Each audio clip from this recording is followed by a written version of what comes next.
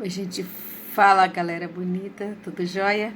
Então nós vamos continuar a história, mas vai ficar bem facinho agora, porque a prof já tinha feito uma correção e a gente vai dar tipo uma revisada aí nesse conteúdo, porque quando vocês fizeram aquela revisão que eu passei na terça-feira agora, já as atividades praticamente já estão realizadas, então vai ficar mais fácil. Então nós vamos pegar o nosso marca-texto e o nosso livro de história.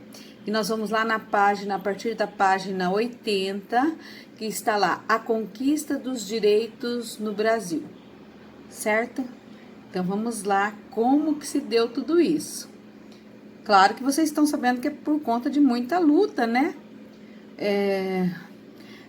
Luta, greve, um monte de coisa para buscar essa questão salarial, o que a gente tem hoje, até o que a gente já perdeu hoje, né?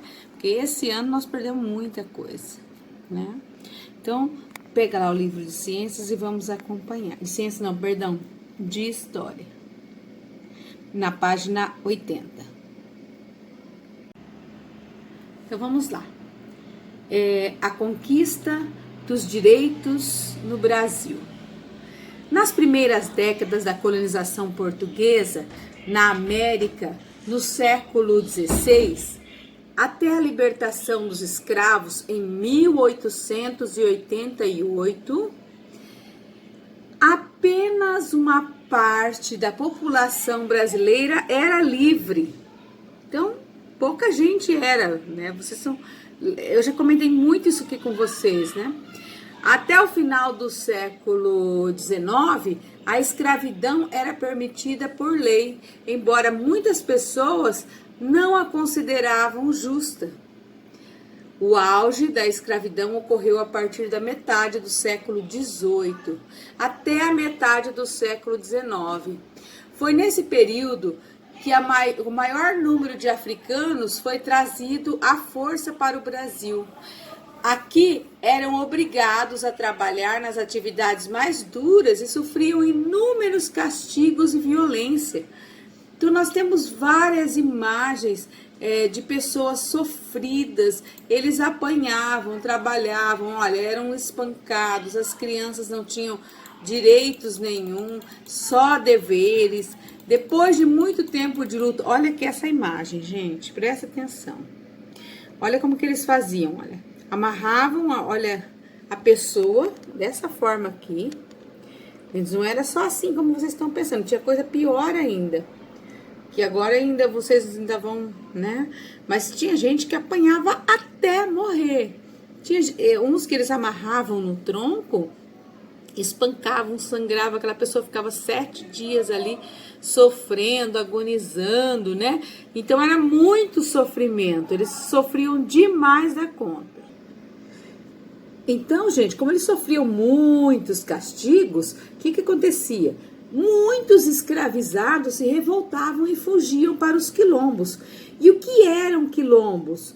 Quilombos eram lugares, assim, especificamente lugares mais afastados, de difícil acesso, sabe? Assim, lá no meio das montanhas. Geralmente era assim, em lugares mais difíceis, onde era, né, eles poderiam ter uma vida lá, eles se reuniam no grupo, se alimentavam, plantavam, colhiam, vendiam, né? Tanto é que uma das cidades da Bahia, a segunda maior cidade da Bahia, ela começou a se formar a partir do quilombo, não lembro muito bem o nome agora, mas se eu lembrar depois eu aviso vocês. Mas quando eles descobriram, eles atearam fogo nesse local, que foi a segunda cidade mais populosa do Brasil, matou quase todo mundo que estava lá. Então foi assim uma coisa horrorosa, né? O quilombo mais famoso do Brasil é o Quilombo dos Palmares, onde vivia o Zumbi dos Palmares, que foi um dos principais líderes da conquista e da luta pelos direitos dos negros aqui no nosso país. Então, olha só. Locais onde podiam viver livres e com mais segurança. Outros se refugiavam em cidades onde recebiam ajuda de parte da população. Nem todo mundo concordava com a escravidão, certo? Mas, então, esse povo, principalmente jornalistas, poetas, professores, eles ajudavam na luta Naquela época não tinha nem muito professor, era raríssimo, mas tinha bastante gente que ajudava nessa luta, certo? Aqui, né, a professora já mostrou essa imagem para vocês. A imagem a seguir foi produzida por Debré, que é um artista, né? Se não me engano, ele é francês. É isso mesmo. Com outros artistas, veio ao Brasil no século XIX para ensinar artes plásticas. Esses artistas produziram diversas gravuras e ilustrações sobre o cotidiano do Brasil e, por meio delas, é possível ter pistas do que mais chamava a atenção de estrangeiros que visitavam o Brasil naquela época.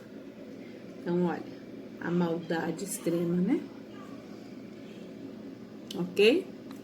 Então, que situação pode ser observada na gravura de Debré?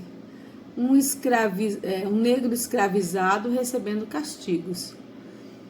Que situação pode ser observada na pintura de Bird? Negros escravizados fugindo de seus senhores da escravidão. Tá, é outra pintura, acho que essa de trás aqui, olha. Eles fugindo, olha, carregando o que eles podiam, né? Porque também não tinha quase nada. E olha aí a situação, aqui, ó. A fuga dos negros escravizados é um ato de coragem e de resistência à escravidão. Ao fugir, eles colocavam a vida em risco pela liberdade. Isso tudo lutando por direitos, que é o que nós estamos estudando. Agora nós vamos na página 81. Olha aí. Então, na segunda metade do século XIX, muitas pessoas e associados passaram a ajudar os negros. Muitas pessoas e associações passaram a ajudar os negros escravizados a fugir ou comprar sua liberdade, pagando determinado valor ao proprietário. Então, olha essa imagem, você vê os negros sentados aqui e os seus donos ali, né? Eles tentando comprar o direito de ser livre. Olha que absurdo. Muitos escravizados conseguiam comprar sozinhos sua liberdade, trabalhando na cidade por conta própria.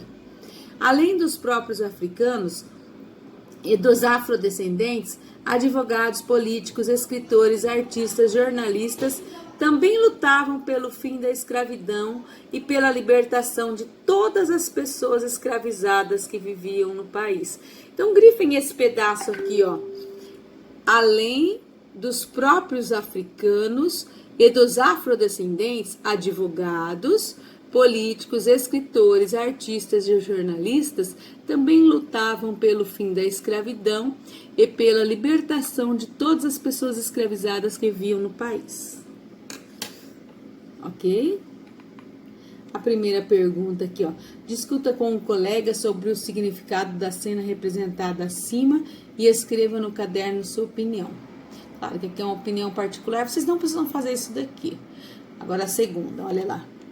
Escravizados continuavam a se rebelar e fugir. Como se combatia a escravidão na segunda metade do século XIX? Então, escravizados continuavam a se rebelar e a fugir, porém, muitas pessoas passavam a ajudá-los a fugir ou comprar liberdade, demonstrando que parte considerável da sociedade já não tolerava mais a escravidão. Ok? Que venha a ser isso daqui que a professora pediu para vocês grifarem, né? Então, parte da sociedade já ajudava essas pessoas a comprar sua liberdade. Imagine que ainda é época de escravidão. Você é jornalista e apoia o movimento abolicionista. Letra A. No seu caderno escrevam... Não, isso aqui nós não vamos fazer, senão fica muito longo, certo? Então, não precisa fazer nenhuma dessa página aqui. Agora, nós já estamos na página 82. Olha lá. A resistência dos escravizados, a pressão dos outros países pela abolição e os esforços dos movimentos abolicionistas ajudaram a modificar as leis no país. Lembra que a professora falou lá, a gente ainda estava tendo aula na escola, eu já falei para vocês que a Europa estava fazendo uma pressão que queria o fim da escravidão. Por conta de quê? Porque eles queriam, aquela época estava surgindo o período da industrialização lá, mas aqui ainda não, né? Então, aqui eles estavam trabalhando com o café. Aí, que era o que dava muito dinheiro. Então, eles escravizavam as pessoas, tinham altos lucros, não precisavam pagar ninguém para trabalhar. E aí, lá já estava expandindo o início da industrialização. E para que esses produtos da indústria de lá fossem vendidos para cá, quanto mais as pessoas tivessem dinheiro para comprar, melhor era para os fabricantes. Então, foi aí que eles começaram a exigir o fim da escravidão. Aqui foi um dos últimos lugares a acabar com a escravidão. Então, olha lá. A resistência dos escravizados, a pressão de outros países pela abolição e os esforços do movimento abolicionista ajudaram a modificar as leis do país. Pouco a pouco foram elaboradas leis que restringiam a escravidão no Brasil, mas a libertação total só ocorreu no dia 13 de maio de 1888, quando foi assinada a Lei Áurea. Mas antes disso, teve outras leis, olha só. Aqui nós vamos ver lá, ó, a proibição do tráfico negreiro, que foi em 1850, a Lei do Ventre Livre, que foi a partir de 1871, que todas as crianças que nascessem a partir dali eram livres, né? Ou seja, isso durou o quê? 17 anos. E a lei do sexagenário. Gente, lei do sexagenário. Naquela época, os escravos apanhavam, se alimentavam tão mal, eles não conseguiam nem... A maioria não chegava nem a 50 anos. Morria rapidinho, então quase nunca chegava nessa idade, então quase nunca era livre. Então é um absurdo isso. E a Lei Áurea que vem aí em 1888, certo? Então, olha só. Então, 1850, a partir dessa data, estava proibido o comércio de escravizados da África para o Brasil. Então, 1871, que é a Lei do Ventre Livre, seriam libertos os filhos escravizados nascidos a partir de 28 de setembro daquele ano. E 1885, seriam libertos os escravizados com mais de 60 anos, ou seja, daí 3 anos teve já a abolição da escravatura, né? Mas aí, ou seja, quase ninguém foi liberto. Muitos, porém, não chegavam a viver até essa idade, que foi o que a professora falou. Lembra que eu falei da qualidade de vida? Naquela época as pessoas quase não viviam, ainda mais sendo sofridas, assim, eles não tinham nem o que comer, né? Direito, eles comiam, assim, o que sobrava por exemplo, assim, esses tempos atrás eu até falei com vocês, eu falei assim, gente, mas a feijoada ela é típica da África, né, dos povos africanos. Por quê? Lá no livro estava falando que ela era indígena, porque o feijão é daqui, mas, por exemplo, a feijoada em si era coisa que os africanos faziam, porque eles só ganhavam os restos, né, do animal, por exemplo, orelha, pé, pele. Então, com aquilo, eles faziam uma comida para poder comer uma proteína. Misturavam ali naquele feijão para poder comer, quando eles tinham. Mas a maioria dos tempos, teve época que os escravos tinham só o domingo, por exemplo, para poder plantar, para eles poderem comer a semana inteira. Eles podiam plantar o quê? Mandioca. Então, era muito, assim, a alimentação deles era muito precária, certo? E aqui, ó. faça no caderno uma linha do tempo. Essa linha aqui, a professora já fez a correção na terça-feira agora com vocês. Essa linha do tempo, mostrando esses períodos da história aqui, certo? Olha. Então, aí vocês voltam lá naquele vídeo, quem não fez ainda, pode fazer aqui mesmo, no livro, tá? Não precisa fazer no caderno, não. Durante quantos séculos, claro que se você já fez no caderno também não tem problema, pode deixar lá, tá? Não precisa repetir. Durante quantos séculos o Brasil utilizou o trabalho escravo dos africanos e de seus descendentes? Mais de 300 anos, gente. Olha lá, 1550 a 1888, né? Olha lá, aqui, ó. Todo esse tempo ficou trazendo o povo da África, né? Agora vamos para cá. Minha coleção de palavras de história. Não, vamos passar isso não. Vamos para a página 83 agora. E com o fim da escravidão, começa a chegar quem? Gente, os imigrantes, olha lá. Com o fim da escravidão, os recém-libertos e seus descendentes se depararam com duas difíceis tarefas. Então, olha só, grifem isso daí, ó. Encontrar ocupação no mercado de trabalho livre e lutar por seus direitos na sociedade brasileira. Até hoje eles lutam por isso. Podem grifar isso daqui, ó. Com o fim da escravidão, os recém-libertos e seus descendentes se depararam com duas difíceis tarefas. Encontrar a ocupação no mercado de trabalho. Eles não queriam mais dar trabalho para eles. Eles não ganharam nada com a escravidão, não tinham nem para onde ir. Onde que eles foram? Para os quilombos. Por que lá no Rio de Janeiro o povo mora tudo no morro? Né? E lutar por seus direitos na sociedade brasileira. O que é assalariado? É um tipo de emprego em que a pessoa recebe um salário em busca do seu trabalho. A busca por trabalho livre e assalariado após a abolição foi um desafio para esses novos cidadãos.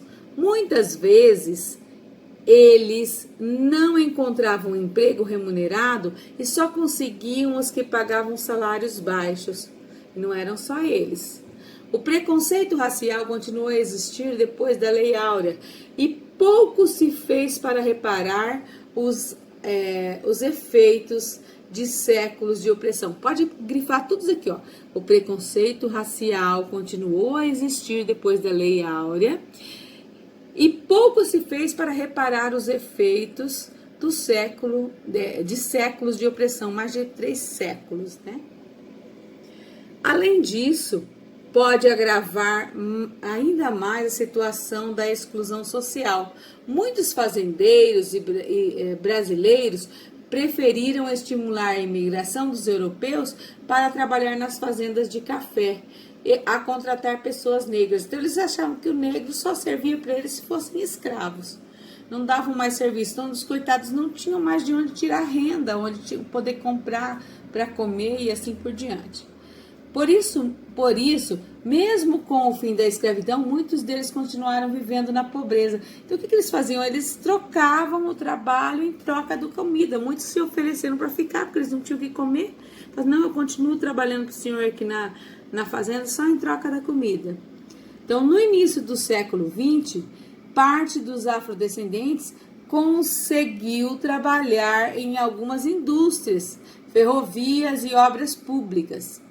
Ainda assim, o valor dos salários, o acesso à educação e as condições de vida entre brancos e negros no Brasil eram muito diferentes.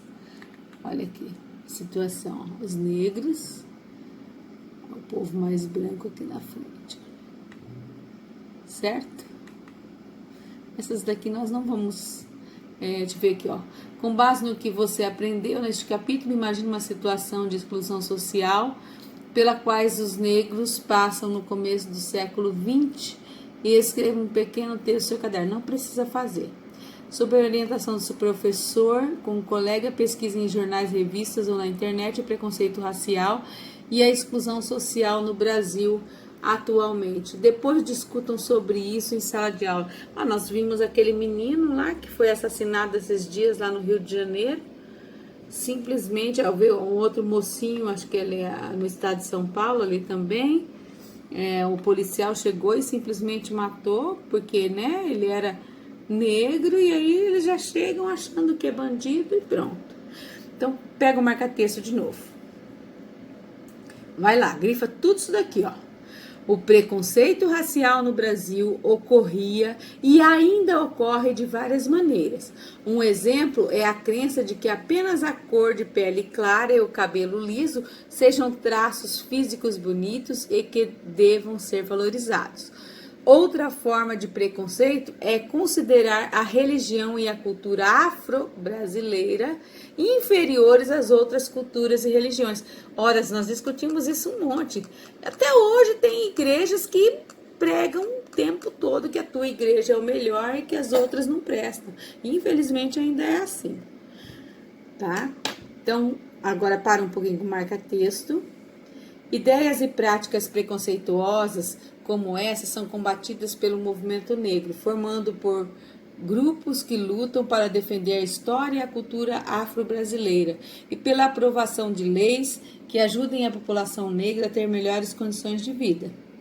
Esses grupos conseguiram muitas vitórias nas últimas décadas, mas ainda há muito a ser conquistado e o racismo na sociedade brasileira persiste. A gente vê isso constantemente. Vocês viram aquilo que aconteceu lá nos Estados Unidos, aquele cara que foi morto lá pelo policial, né? Teve... Olha, isso aqui a gente vê o tempo todo. Aqui nós também tivemos no Rio de Janeiro aquela vereadora Marielle também foi assassinada. Ela também era uma pessoa que lutava muito pelo direito dos negros, né? Em 7 de julho de 1978, ocorreu na cidade de São Paulo um grande ato na organização pelo movimento negro no Brasil. Esse ato foi muito importante para a luta das pessoas negras contra o racismo e a desigualdade no país. Olha aí.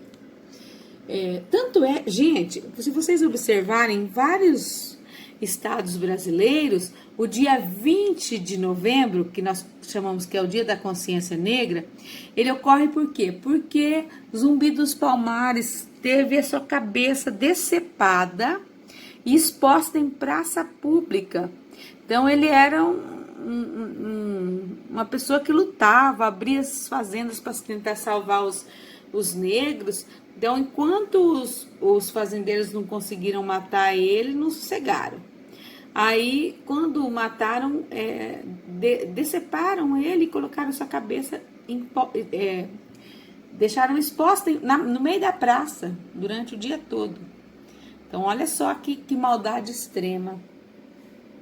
Absurdo, né? Então, olha aqui, ó. Com a ajuda do seu professor, discuta com os colegas o que significa o termo racismo e por que ele reforça as desigualdades em nosso país. Olha, nós vimos racismo bastante aqui nesse texto. O que é racismo?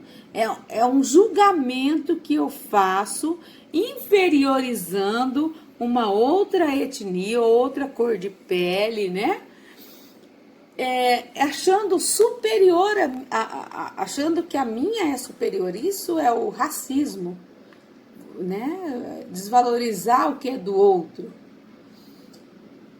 E isso vai o quê? Causando também desigualdades sociais, porque se tem o racismo, vai pagar menos e assim por diante. Eles acham que os piores empregos têm que ficar para essas pessoas. De novo, aqui é número 2. Sob a orientação do seu professor e com seus colegas, pesquisem em livros, revistas e na internet um símbolo de luta pelos direitos da população negra no Brasil. Explique por que escolheu esse símbolo. Eu mostrei para vocês lá no outro vídeo esses símbolos. Então, aquele das mãozinhas, mão assim, mão se soltando, mão com corrente, tem um cabelo também afro. Nós temos também, então tem esses símbolos, mas também tem pessoas que representam. Falei também do Mandela, falei de bastante situações. Agora nós vamos na página 85. Agora nós já estamos aqui nos operários, olha só. Tudo isso é luta por cidadania. A luta dos operários brasileiros por direitos também é um exemplo de conquista da cidadania. Pode grifar aqui. A luta dos operários brasileiros por direitos também é um exemplo de conquista da cidadania. A industrialização no Brasil teve início a partir do fim do século XIX, quando cidades como São Paulo e Rio de Janeiro se desenvolveram muito economicamente. Em São Paulo, o crescimento das indústrias provocou também o crescimento das cidades. As fábricas precisavam de mão de obra numerosa e os primeiros operários das fábricas brasileiras foram os imigrantes. Depois vieram os trabalhadores rurais, que se mudaram das fazendas para as cidades para evitar as difíceis condições de trabalho no campo. No entanto, em geral, os operários também trabalhavam muito e recebiam salários baixos. Além disso, as fábricas eram de ambientes sujos e apertados. Muitos operários trabalhavam mais de 12 horas por dia, sem tempo para descansar ou se alimentar direito. Olha só, gente, como que era o começo da industrialização aqui no Brasil. As máquinas eram perigosas, os acidentes eram frequentes e existiam leis para proteger, e não existiam leis para proteger os trabalhadores. Então a gente vê lá muitas pessoas perdiam braço, mão, nas moinhos, dedo, vários operários que foram decepados por conta disso, tiveram parte do seu corpo decepado por conta desses perigos. Hoje, isso tudo é proibido. Se você vai trabalhar numa obra, tudo, você tem que ter todos os apetrechos de segurança para se manter a vida. Aqui vocês tinham a questão lá de pesquisar o significado de operário, de salário. Eu já corrigi isso daqui na outra página, gente. Desculpa, tô com sono. Aqui nós temos... Esse aqui também já trabalhei com vocês, nós já corrigimos, já expliquei bastante. Agora nós vamos para a página 86. Olha lá. As fábricas brasileiras no início do século XX costumavam empregar crianças, presta atenção, às vezes em trabalhos perigosos, e elas recebiam salários ainda mais baixos que os dos adultos. Por causa disso, elas não podiam estudar e não tinham tempo para se divertir e brincar. Grifem tudo isso. Então, vocês vão entender por que é que a criança não pode trabalhar. Esse trabalho que a professora falou é o trabalho fora de casa. Aquele trabalho que a gente faz em casa, de arrumar a cama, organizar a louça, varrer a casa, esse é um trabalho da família. E na idade que vocês estão, isso pode e deve ser feito. E não é ajudar a mãe, vamos deixar bem claro isso. O serviço de casa não é da mãe, não é da mulher, porque hoje a mulher sai para trabalhar. O serviço de casa é de todo mundo. A gente tem que parar com essa maneira preconceituosa, tem que parar com isso. Preconceito não é coisa de gente inteligente. O serviço, todo mundo em casa, se a mãe e o pai saem para trabalhar, quando voltar o serviço também é de todo mundo. E vocês já podem adiantando isso para os pais, para não ficar tão difícil. Então, esse trabalho aqui é que a criança não pode fazer, que ela é remunerada, vai trabalhar na casa do outro, numa fábrica, esse daqui não pode. Sugestões como essa fizeram com que os operários se organizassem e lutassem por melhores condições de trabalho. Então, olha aqui, novamente lutando pela cidadania. Surgiram os primeiros sindicatos. Os sindicatos eram para ajudar essa categoria, que também ocorreram as primeiras greves no país. Por quê? Tem gente que condena a greve, mas sem greve você não consegue lutar pelos seus direitos. A luta dos trabalhadores fez com que os governos brasileiros passassem a criar leis. Então, grifem agora aqui, ó. A luta dos trabalhadores fez com que os governos brasileiros passassem a criar leis para impedir abusos e estabelecer direitos e deveres das empresas e dos trabalhadores. Então, se a empresa tinha dever, o trabalhador também tinha que chegar no horário, não chegar atrasado, cumprir com a tua meta e assim por diante. Nas décadas de 1930 e 1940, diversas leis foram criadas para garantir direito aos trabalhadores. Foi assim que surgiram os direitos de férias, olha só, vamos grifar tudo isso daqui, ó. Nas décadas de 1930 a 1940, diversas leis foram criadas para garantir direito aos trabalhadores. Aqui entra o governo de Getúlio Vargas. Foi assim que surgiram o direito a férias, grifem também, limite máximo de trabalho diário, que era de 8 horas, e o salário mínimo. Além disso, o trabalho infantil foi proibido e os trabalhadores conquistaram o direito de se aposentar. Olha só. E isso daqui, ó, muito dessas coisas nós estamos perdendo hoje e a gente não está prestando atenção. Quer dizer, não são vocês, que vocês são crianças agora, mas os adultos não estão percebendo o quanto isso vai ser prejudicial para a gente. Que agora, ano passado e esse ano, nós perdemos muitos direitos. Então, aqui é um comício na Praça da Sé durante a greve de São Paulo, no estado de São Paulo. Isso em 1917, olha. Aqui, escolha um dos direitos conquistados pela população brasileira que você estudou nesse capítulo e responda como seria a sua vida sem esse direito? Por exemplo, sem férias. Como seria a vida dos pais de vocês se não tivessem férias? Vocês iam conhecer, alguém de vocês ia conhecer, por exemplo, a praia? Tem muita gente que conhece a praia, mas nós temos alunos que ainda não conhecem a praia, que nunca viajou. Então, isso é importante, né? Você ter o conhecimento. Quando você viaja, você tem uma noção da geografia, até da história, visitar aqueles lugares. É maravilhoso, gente, conhecer outros lugares, passear, descansar. Então, aqui, ó, essa daqui também eu já respondi lá, só reafirmando aqui com vocês, retomando, né? E deixa eu ver agora aqui. Apesar dos avanços sociais nas últimas décadas, ainda falta muito para que todos possam exercer seus direitos e sua cidadania. Agora aqui, ó. O desemprego, por exemplo, é um problema grave e há muitas pessoas que não conseguem emprego nas grandes cidades. Podem grifar aqui, ó, o desemprego, por exemplo, é um dos...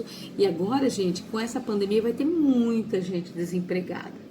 Então, nós temos que ajudar a família, não ficar gastando coisas à toa, né? Tudo vai ficar mais difícil agora, tudo vai ficar mais caro, porque tudo isso vai ter um custo muito alto por conta aí da pandemia que a gente está passando. Então, os trabalhadores rurais também enfrentam muitas dificuldades. Poucas pessoas possuem a maior parte das terras, formando grandes propriedades chamadas de latifúndios. Então, esse nome aqui, ó, vocês vão ver muito daqui para frente. Então, quando falar grandes latifundiários, vocês vão saber que são grandes fazendeiros. Então, olha só. Por conta disso, os trabalhadores rurais precisam trabalhar para esses grandes proprietários em troca de salários baixos. Isso tudo muito ocasionou o êxodo rural, que é o que? A saída do homem do campo para a cidade. O trabalho infantil, apesar de proibido, ainda existe no país. Outro problema grave é o trabalho análogo ao da escravidão, em que o empregado sofre violência, trabalha muitas horas sem pagamento e não pode se demitir, porque senão eles ameaçam de morte e tudo mais. Isso aqui tem muito, principalmente na região norte. Os fazendeiros escravizam, quase não dão comida, fazem eles trabalharem um monte, judiam mesmo. Então, se a gente falar que não existe mais escravidão, por isso que eu falei para vocês que ainda existe escravidão. Ainda é preciso acabar com esses exemplos de injustiças e garantir cidadania para todas as pessoas que vivem no Brasil. Esse processo depende do esforço conjunto da população brasileira para criar novas leis que ajudem as pessoas a conquistar seus direitos de cidadão. Olha só, estão vendo ali uma criança pedindo no semáforo. Criança vendendo, desculpa, ela está vendendo bala em uma avenida na cidade do Rio de Janeiro em 2015. O problema do trabalho infantil ainda está longe de ser superado no país. Na sua comunidade, há crianças que trabalham? Em qual tipo de trabalho? Então, dificilmente vai ter crianças que trabalham. Não é trabalhar em casa, gente. Vamos lembrar disso. O trabalho de casa dos familiares. Não é trabalho remunerado. Converse com seu professor sobre essas diferenças existentes entre a escravidão no passado e o trabalho análogo da escravidão na atualidade. Então, que diferença tem? É que essas pessoas aqui, assim, tem diferença e não tem, porque eles estão lá, não podem fugir, estão na mesma situação dos escravos negros. Não podem falar com a família, às vezes passam fome e tudo mais, então é uma coisa bem complicada. Olha, exemplos de iniciativas são as de acesso à educação, tá, daqui é da pesquisa, ó. Pesquise uma iniciativa que ajude as pessoas a ter acesso aos seus direitos. Pode ser do governo, da cidade e do estado onde você mora ou de uma ONG. Olha só a resposta. Exemplos de iniciativas são de acesso à educação, como a lei de alfabetização dos adultos ou incentivo à cidadania, como voto consciente. Aqui novamente está fazendo uma revisão. Olha lá. Respeitar quem é diferente. A intolerância com outras culturas não ocorreu apenas no passado. Atualmente há muitos exemplos de preconceito racial e religioso no Brasil. Isso daqui, gente, é fato. A gente vê religiões com esse tipo de preconceito. Podem grifar isso daqui. Lutar pela cidadania. A partir da metade do século XX, a Organização das Nações Unidas, que é a ONU, promulgou uma série de declarações inspiradas na Declaração dos Direitos do Homem e do Cidadão. E é isso, né? Aqui, lembra que eu falei para vocês, olha, as imagens, a capoeira, que é uma da cultura africana. Olha aqui, a Constituição, aqui um símbolo.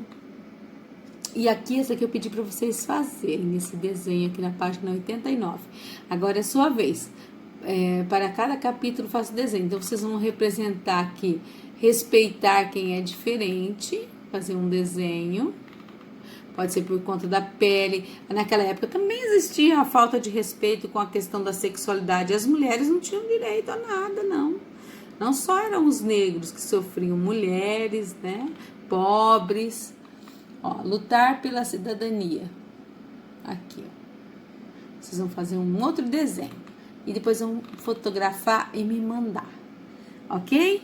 Então, olha, a maioria ainda já está facinho. Você já está corrigido lá. Eu só quero depois então, que vocês, além de me mandarem a foto daqui lá, mandem o desenho aqui também. Então, beijo para vocês.